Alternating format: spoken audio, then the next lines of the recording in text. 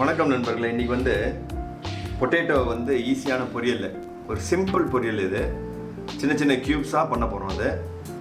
இது வந்து எல்லாத்துக்குமே போகும் இந்த டிஷ்ஷு.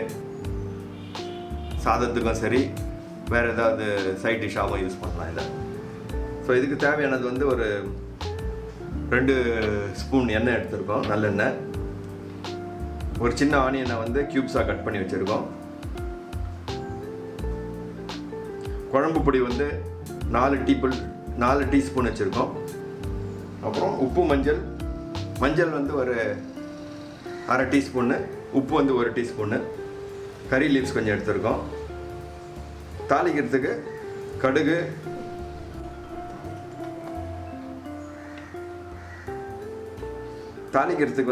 கடுகு, உளுத்தம்பருப்பு, கடலைப்பருப்பு, சீரகம், இதெல்லாம் வந்து 1/2 ஸ்பூன் வச்சுருக்கோம்.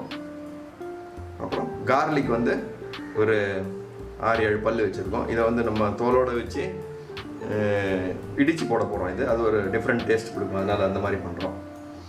அப்புறம்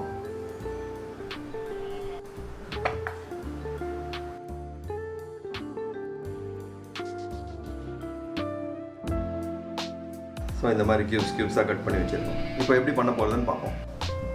உருளைக்கிழங்கு பொரியலுக்கு இப்போ எப்படி வெட்டுறதுன்னு பார்க்க போகிறோம். உருளைக்கிழங்கு 2 பாதியாக கட் பண்ணிட்டோம்.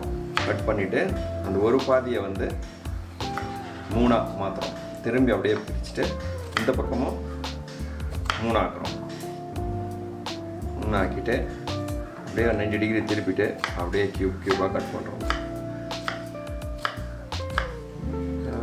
க்யூப் ஆயிடுச்சு.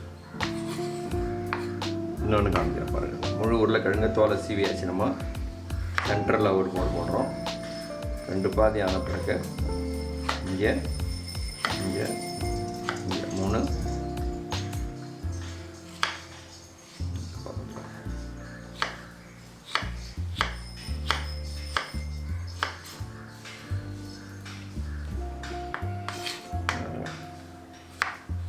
ரொம்ப சின்ன உருளைக்கிழங்கு இருந்தால் 2 போட்டால் போதும்.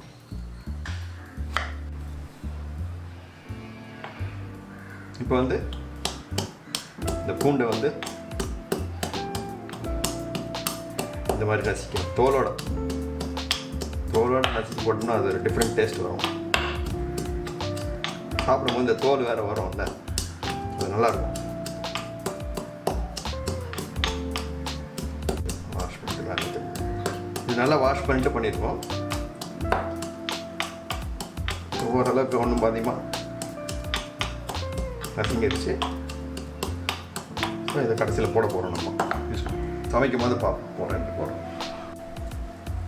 இப்போ பேன் நல்லா காஞ்ச பிறகு நம்ம நல்லெண்ணெய் ஊற்றுறோம்.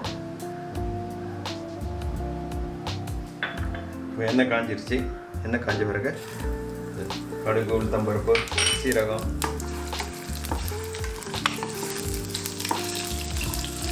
எல்லாத்தையும் போட்டோம்.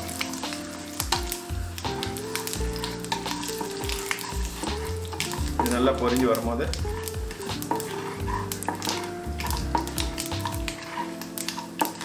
லேசாக ப்ரௌன் வரும். ப்ரௌன் வந்தோடனே ஆனியனை போடுறோம். ஆனியன் நல்லா க்யூபாக கட் பண்ணி வச்சுருக்கோம். கறி லீவ்ஸையும் போடுறோம்.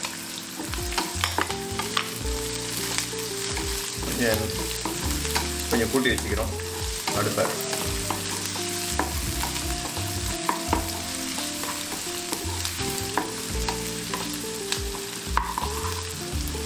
இப்போ அந்த பூண்டு நசுக்கி வச்சு இதை போடுறோம்.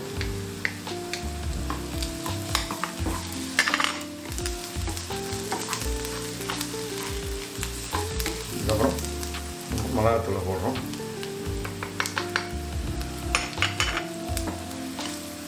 மிளகாத்தூள் ஓரளவுக்கு மிக்ஸ் ஆன பிறகு என்ன பண்ணுறோம், ரொம்ப நேரம் வச்சோம்னா ஒரு மாதிரி பேர்ன் ஆகும். அதனால் கொஞ்ச நேரத்துலேயே நம்ம வந்து பொட்டேட்டோவை போடுறோம்.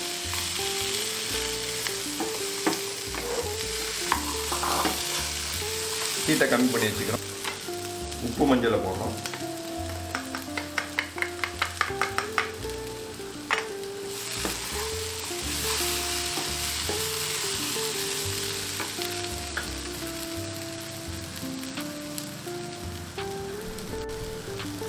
கொஞ்சமாக தண்ணி ஊற்றுறோம்.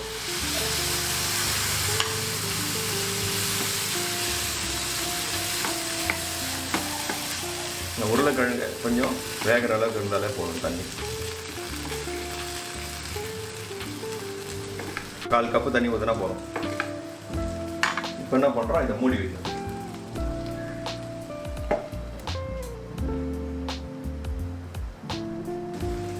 தண்ணியெல்லாம் எவாப்ரேட் ஆகிடும். எவாப்ரேட் ஆன பிறகு கொஞ்சம் நேரம் அப்படியே ட்ரையாக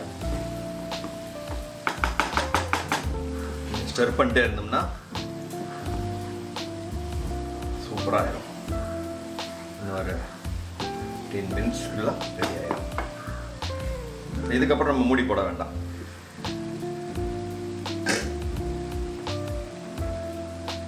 ஸோ இந்த மாதிரி ஃபுல்லாக ட்ரை ஆகிடும்.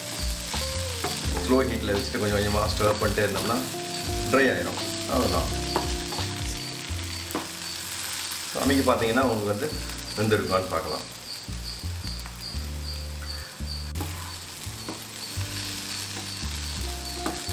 உருளைக்கிழங்கு பொரியல் ரெடி.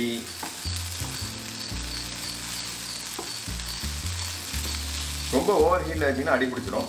அதை பார்த்துட்டு அந்த கரெக்டாக அந்த கோல்டன் கலருக்கும் கொஞ்சம் ப்ரௌனாக வர மாதிரி இருக்கும். அந்த டைமில் அரைக்கணும்.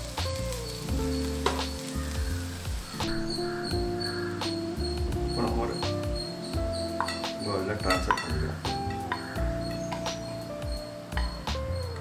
கலர் பாருங்கள் எவ்வளோ சூப்பராக இருக்குது.